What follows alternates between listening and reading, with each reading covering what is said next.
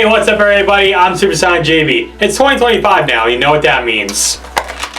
We're going to war. Don't worry, I played Call of Duty for 10 whole minutes one time, so I'm basically set for war. I even got myself a job as a commander because no one else wanted to do the job for some reason. I don't know why, but whatever. Anyways, I should probably get going about me my teammates. I also looked at a sheet of paper and it says that all my teammates are anime women, which is kind of weird, but hey, who might have questioned the army? Anyways, let's get going.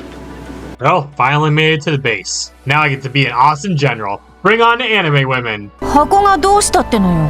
I'm your new commander. You can call me Honey. 健康、そして永眠。箱の中に人間が？ Wow, first day on a job and all you ladies are falling in love with me. フォルドニッツェの情報では依頼主の方も怪しかったわね。 I mean, I can't speak Japanese, so I'm just taking a guess on what you're saying. これをこうしてシステムを設定と。Girls Frontline 2 Exilium! You want to know what amazing life lesson I learned years ago?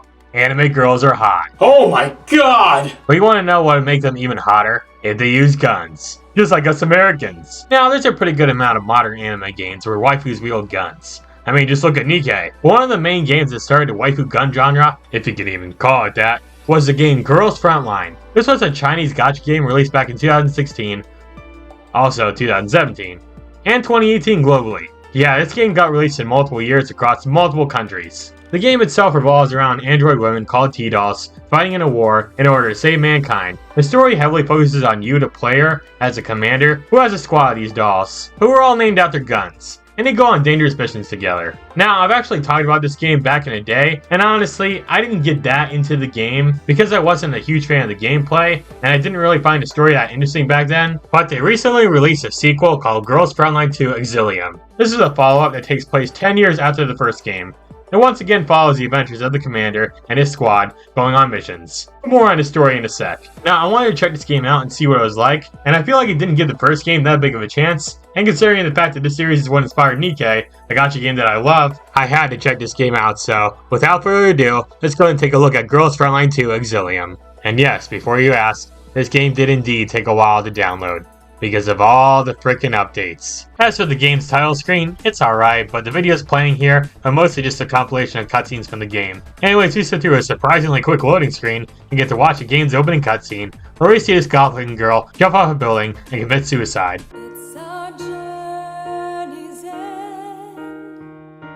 Psych, she lands perfectly safe on a plane. Thank God for anime bullshit, or else she goes splat after that landing.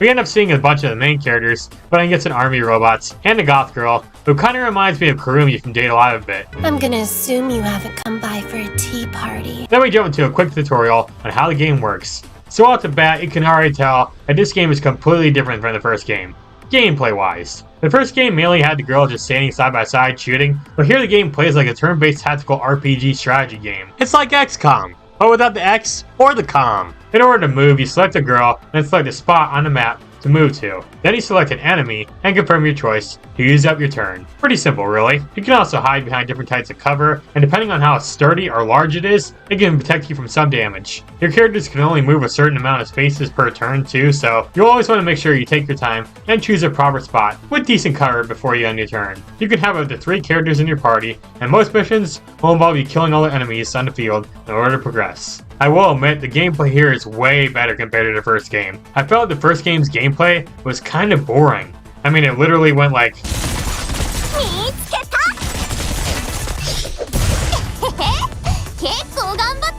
Now, each character has their own unique weapons, as well as strengths and weaknesses. Most of the girls use guns, but some use melee weapons like swords. Some are snipers, some use assault rifles, handguns, etc. Some do better damage up close, some are better at fighting at distance. There's lots of characters you can get in this game. Here's the thing though, I'm not a big fan of these tactical strategy games. The gameplay is usually super slow and repetitive. I just don't like the idea of not being able to control my character freely and just being forced to place them on one square. I don't know, maybe I'm just nitpicky, but I really don't like these types of games. So let's continue talking about the game story. After the main characters escape from Kurumi's twin, who's named Archer, we watch a really beautiful looking anime intro, and the game asks us if we're male or female. Tell me, are you a boy or a girl? Yeah, in the first game you can only be a guy, but now you can be a waifu yourself. I chose a guy though because I'm a guy, and I like imagining I'm the main character in these types of games, and get to have my own army of waifus. Come, my waifu army, and must invade Japan and find out all of its secrets on anime. It also asks for my name and birthday. What, game? You don't think I'm old enough to play this game? I'm not a little kid. Now leave me alone, I'm trying to eat my candy here. Oh, my cartoons are on! Now, like I said earlier in the video, the game takes place 10 years after the first game, and it's highly recommended that you play the first game before playing this. But I honestly barely remember the plot at all in the first game, so who cares? Anyways, after filling out our character info, we get to see the commander having a dream where a mysterious voice is talking to him about what he wants to do with his life in this new world. At least, that's what I think is happening here. It's kind of confusing. Heck, they even reference Sonic and Tails in these lines of dialogue. It looks like I can grind on that. Score! Anyways, the commander wakes up and is greeted by Groza, who I believe was also from the original game. And yeah, this time around, the girls have actual names, and aren't just named after guns, which is so nice. So, the commander resigned from his job from the previous game, and is now a bounty hunter who takes on various missions. Anyways, what happens next is pretty dark. A group of bad guys called Barjaggers, I wonder if they can move like Jagger, wink wink. They invade our base, shoot Groza, and capture me. My god, this scene is so brutal. Oh no, my waifu! You killed her, you monster!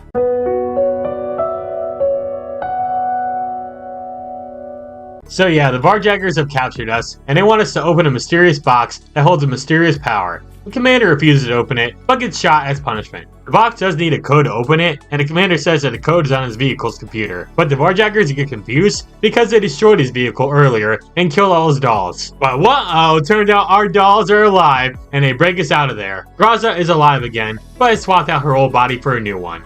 My god, this outfit looks terrible! We also meet Nemesis. Ah yes, my favorite Resident Evil monster. Nemesis, you look different. Did you do something with your hair? So now we need to get that mysterious box back from the bad guys. So the game makes us play through some battles. Also, can I just mention that every time you shoot a Barjagger, they make a sound that sounds like a horse. So now we have to survive until a giant drone comes and takes us to safety. This drone is being piloted by a human girl named Mei Ling, who's basically your mechanic. She's also apparently a bit of a crybaby.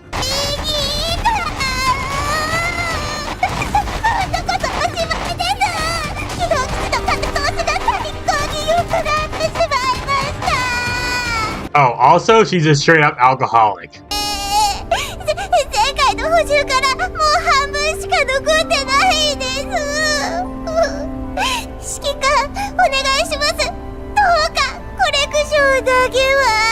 Anyways, the Barjaggers surround us, and right when we think it's over, the mysterious box opens up, and we find a girl inside of it who saves us, but then goes back into her box like a kid waking up from a nap. Thankfully, the drone finally shows up and escorts us back to our own base, known as Elmo. Elmo? Like the Sesame Street character? I guess even Elmo appreciates his waifus. So yeah, we meet Mei Ling in person, and we try to discover the secrets behind the girl in the box, but we aren't able to get her to come back out yet. So now we have access to the game's lobby screen. At first, you can only access the game's campaign, but as you play on, you'll unlock all the other features. Now, I don't want to go too in-depth to the game's story because of spoilers, but as of the time of me making this video, there are 7 chapters to play from, with multiple levels in each. There's also some bonus-sized side levels that you can complete to get some cool rewards and access certain things. The game does go through some more gameplay tutorials, like the different types of enemies you'll come across. Some enemies have grenades that can cover a certain distance on the map and you have to avoid it. Some wield different firearms. Heck, some are just straight up beast monsters. I mean, just look at this bear! I wouldn't be stealing his honey. We also get to fight a boss at the end of each chapter, and they're honestly pretty hard to beat. The best thing to do is to get behind the best cover possible and use items that can deal more damage or buff you. The first boss also lets you use these remote switches to have access to these weapons that can shoot the boss after your turns are over. After a mission or boss is beaten, your dolls will level up and you'll get some rewards that you can use to level up your dolls or do other things. Your commander level will also level up. Now, since this is a gacha game, that means you're going to be doing some pulls, or in this case, recruitments, in order to get more waifus on your team. You can use 1 ticket for 1 pull, or 10 tickets for 10 pulls, just like every modern gacha game out there. You can either get a doll/waifu in a pull, or you can get a weapon of some kind. Most of the time you'll be getting weapons, like handguns, rifles, etc. You can also use materials that you get from completing missions in order to level up your weapons. But who cares about guns? I want a waifu! Screw this! I want this! I did get a free girl though, as a present for playing through the beginning of the game.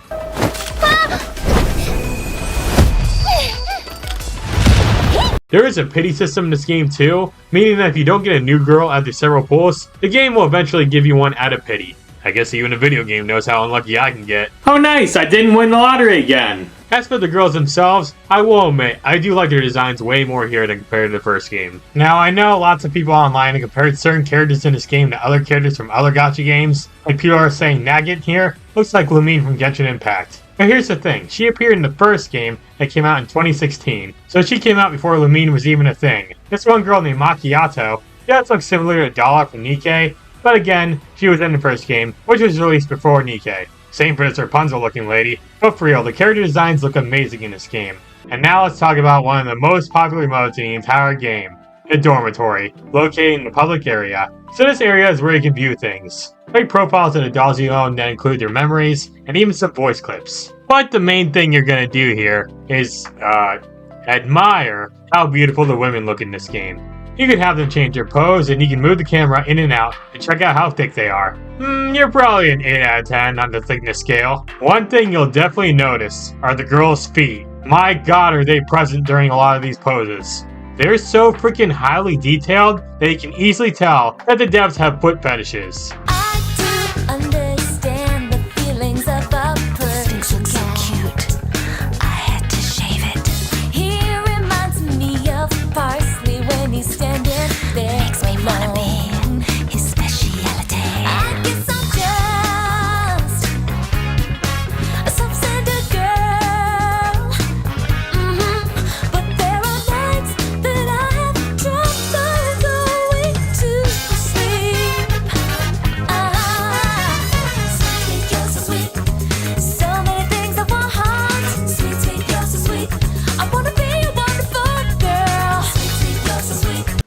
Why couldn't it be boobs? Oh god, I hate feet. What do you think I am? Mort from the Penguins of Madagascar? What? What are you doing? Thank you, Luffy! I will love you forever and ever and give you all the huggies in the world! You could also have your waifus wear the different outfits they have available, but they cost real life money, so screw that. Honestly, I thought this mode was kind of boring. I mean, you can't even interact with the girls here, which is a huge missed opportunity, but maybe someday they'll update this into the game. You do get some pretty funny and very fan servicey animations though.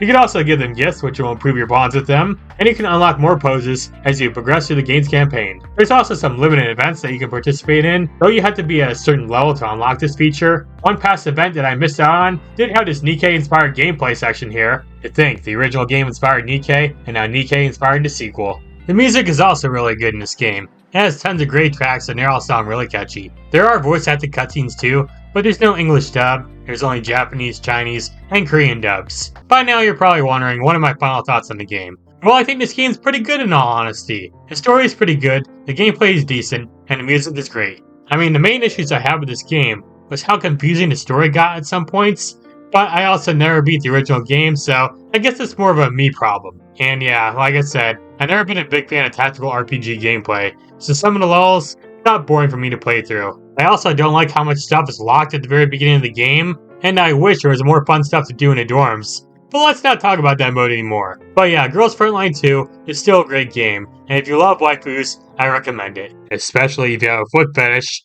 which I don't! So yeah, that was Girls Frontline 2, and like I said, it's a pretty good game overall, but I don't think it's as good as Nikkei. It's definitely a huge step up from the first game in every single way. I'm sure in the future they're going to add more content and make things even more interesting, but for now, I should probably get back to my job as the commander. I bet the girls are wondering where I'm at right now. Man, I'm sure they're fine.